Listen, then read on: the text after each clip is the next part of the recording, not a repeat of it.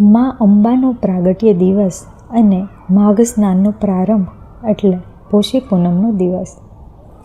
નમસ્કાર મિત્રો, પોષ પૂર્ણિમાના પાવન અવસર પર સુકૂન સ્ટોરી વર્લ્ડમાં આપનું સ્વાગત છે. હિન્દુ ધર્મમાં પૂર્ણિમાનું ખૂબ જ મહત્ત્વ છે. પૂર્ણિમાની તિથિ ચંદ્રમાને પ્રિય છે, તે સાથે આ દિવસે ચંદ્રમા પોતાના પૂર્ણ આકારમાં હોય છે.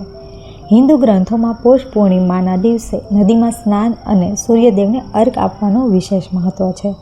પોષ પૂર્ણિમાના દિવસે કાશી, પ્રયાગરાજ અને હરિદ્વારમાં ગંગા સ્નાનનું ખૂબ જ મહત્ત્વ હોય છે.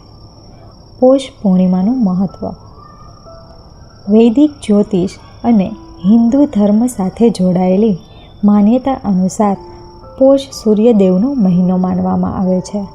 કહેવામાં આવે છે કે આ મહિનામાં સૂર્યદેવની આરાધનાથી મનુષ્યને મોક્ષની પ્રાપ્તિ થાય છે.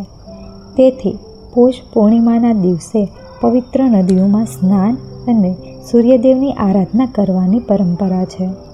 સૂર્ય અને ચંદ્રમાનો અદ્ભુત સંગમ પોષ પૂર્ણિમાની તિથિ પર જ આવે છે. આ દિવસે સૂર્ય અને ચંદ્રમા બંનેના પૂજનથી મનોકામના પૂર્ણ થાય છે. તે સાથે જીવનમાં આવનારી મુશ્કેલી દૂર થાય છે. પોષ પૂર્ણિમા વ્રત અને પૂજા વિધિ. પોષ પૂર્ણિમાના દિવસે સવારે સ્નાન કરતાં પહેલાં ઉપવાસનો સંકલ્પ કરો. પવિત્ર નદી કે કુંડમાં સ્નાન કરીને વરુણ દેવને પ્રણામ કરો. સ્નાન કર્યા પછી સૂર્ય મંત્રનો જાપ કરી સૂર્ય ભગવાનને જળ અર્પણ કરો. ભગવાન મધુસૂદનની સ્નાન કર્યા પછી પૂજા કરવી. કોઈ જરૂરિયાતમંદ વ્યક્તિ અથવા બ્રાહ્મણને ભોજન અર્પણ કરો અને દાન આપો. ખાસ કરીને તલ, ગોળ, ધાબળા અને ઊનના કપડાં અર્પણ કરો. માં અંબાનું પ્રાગટ્ય દિવસ. ભગવાન વિષ્ણુના સુદર્શન ચક્રથી ઘાત પામેલા માં જગદંબાના શરીરના 52 ટુકડા થયા.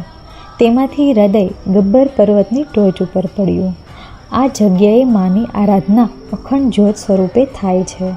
આ જ દિવસ એટલે પોષી પૂનમનો દિવસ. આથી આ દિવસને મા અંબાના પ્રાગટ્ય દિન તરીકે ઉજવવામાં આવે છે. આ દિવસથી માઘ સ્નાનનો પ્રારંભ થાય છે, જે મહાસ્નાન તરીકે ઓળખાય છે. આ દિવસે લોકો પવિત્ર નદીઓમાં સ્નાન કરે છે. આ મહિનો સૂર્યદેવનો મહિનો ગણાય છે. ઉપરાંત પૂનમના દિવસે સૂર્ય અને ચંદ્ર બંનેના દર્શનનો મહિમા છે. એવું કહેવાય છે કે આ દિવસે સૂર્ય અને ચંદ્રને કરેલી આરાધના મનોવાંછિત ફળ આપે છે. આ દિવસે એકટાણું અથવા માત્ર ફળાહાર કરી ઉપવાસ કરવાથી તેમજ સૂર્યદેવને અર્ઘ્ય અર્પણ કરવાથી અને સ્નાન કર્યા બાદ ઓમ નમો નારાયણ કે ઓમ સોમાય નમઃ મંત્રનો જાપ કરવો જોઈએ. જૈન ધર્મમાં આ દિવસે પુણ્યાભિષેક યાત્રાનો પ્રારંભ થાય છે. બનારસમાં દશાશ્વમેઘ તથા પ્રયાગમાં ત્રિવેણી સંગમ પર આજના દિવસે સ્નાન કરવું ખૂબ જ શુભ માનવામાં આવે છે. અન્ય ધાર્મિક મહત્ત્વ. ગુજરાતમાં પોષી પૂનમે બહેન ભાઈના આયુષ્ય માટે અને પોતાના ભવિષ્યના સૌભાગ્ય માટે પોષી પૂનમનું વ્રત કરે છે. આખો દિવસ ઉપવાસ કરે છે. ચંદ્રોદય પછી ભાઈ બહેન બંને ચંદ્રના દર્શન કરે છે અને ચંદ્રની સાક્ષીએ બહેન ભાઈને પૂછે છે અને રોટલીમાં કાણું પાડીને તેમાંથી ચંદ્ર દર્શન કરે છે. ચાંદા તારી ચાંદકી મારી પોષી પૂનમ. ભાઈ બહેનના પ્રેમ સ્નેહના પ્રતીક રૂપે વર્ષમાં 3 તહેવારો આવે છે. બહેન ભાઈના ઘરે આવે છે અને રાખડી બાંધે છે. તે તહેવાર એટલે રક્ષાબંધન કે બળેવ પૂનમ. રાખડીના બદલામાં ભાઈ બહેનને યથાશક્તિ ભેટ આપે છે.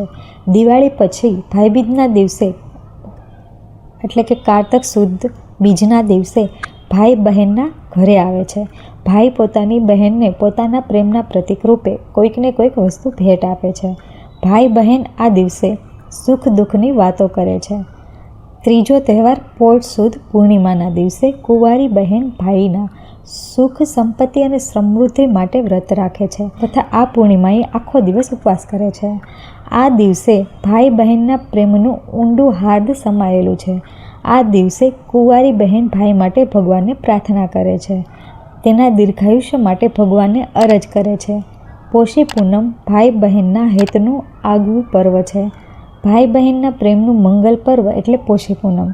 રાત્રે ચંદ્ર ઉગે ત્યારે બાજરાનો રોટલો વચ્ચે કાણું પાડવામાં આવે તેમાંથી બેન ચંદ્ર સામે જોઈને નીચેનું ગીત ગાય છે. પોષી પોષી પૂનમડી અગાસીએ રાંધ્યા અન્ન, ભાઈની બહેન રમે કે જમે. આ ઉત્તરમાં ભાઈ જવાબ આપે કે મારી બહેન જમે એ પછી જ બહેન ઉપવાસ તોડીને એક ટાણું જમે.